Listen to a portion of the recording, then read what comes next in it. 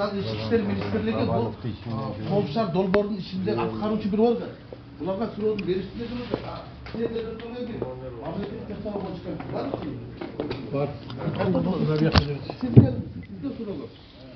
Коопшаар долбоору боюнча бул 5 жылдык долбоор, туурабы? 5 жылдын ичинде 10 миллион штраф. Туурабы?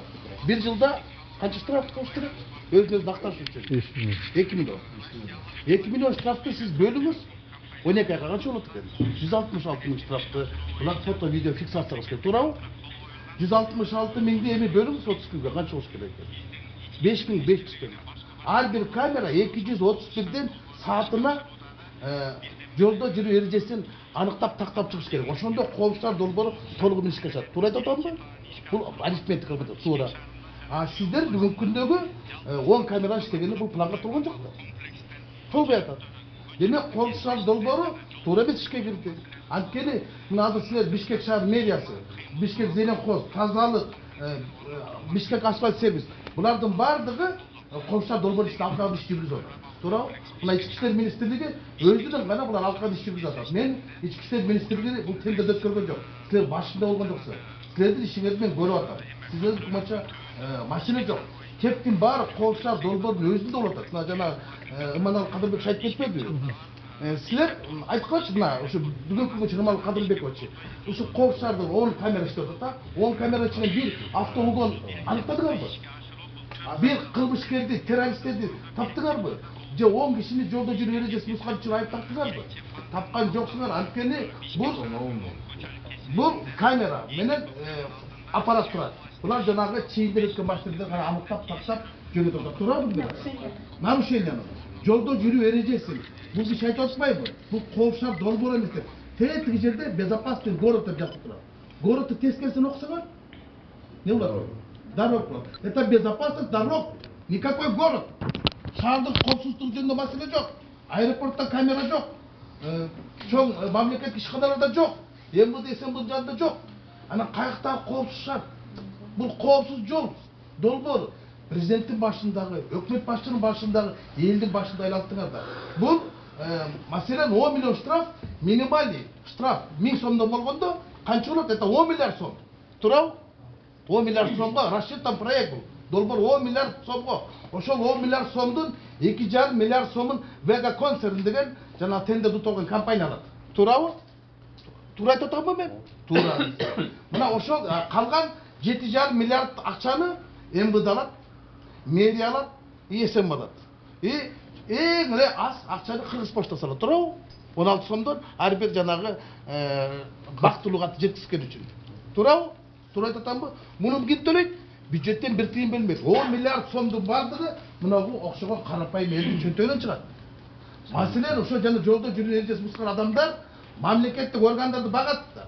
Кептин баары ушунда болуп атат. Элдин жини келгенде ушунда болуп атат. Анан кийин мына азыр 10 гана аппарат АПК турду да. 10 АПК турду. 10 АПКны эми 35 миллион доллар. Бул долбоордун баасы.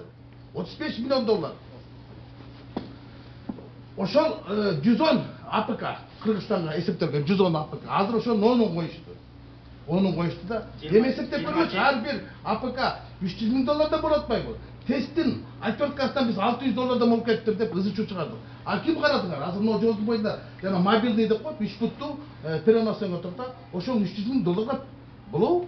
Азыр 30 миң доллар болобу? 27 стационардык комплекс, 20 мобильный комплекс. Иманалы Кадырбекович, сиз 35 миллион долларды 110го бөлүңүз. 110го бөлүңүз. 300 миң доллардан болот атпайбы? Менде маселе ушул жакта болуп атат. ТЭЦтин авариясында жаман авария болот кийин бул менен. Сиз каржылык жана жооп бербейсиз. Сиз жоопкерчиликти албаңыз. Муну МВД өткөргөн жоксуңар. Убагында мына мага Молдомусак Ташполотович Коргатиев СМС аркылуу кат жазды. Мен 2009-жылы Чудиновдун өкмөттүн убагында Туркия менен барып келишим түзүп келгем дейт өкмөттүн.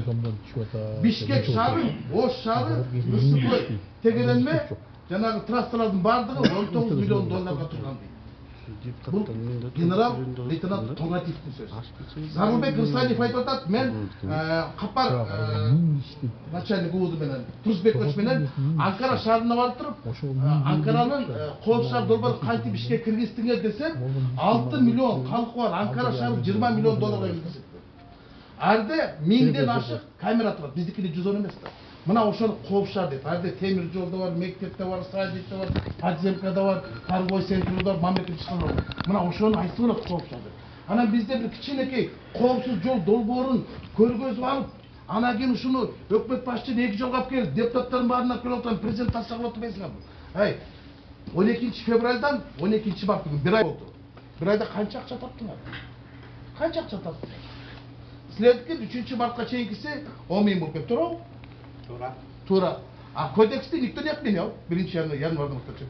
Берден мамлекет ошондо 18.500 жанагы жолдо жүрүү эрежелеринин бардыгын силер мындай список этип салдык, туурабы?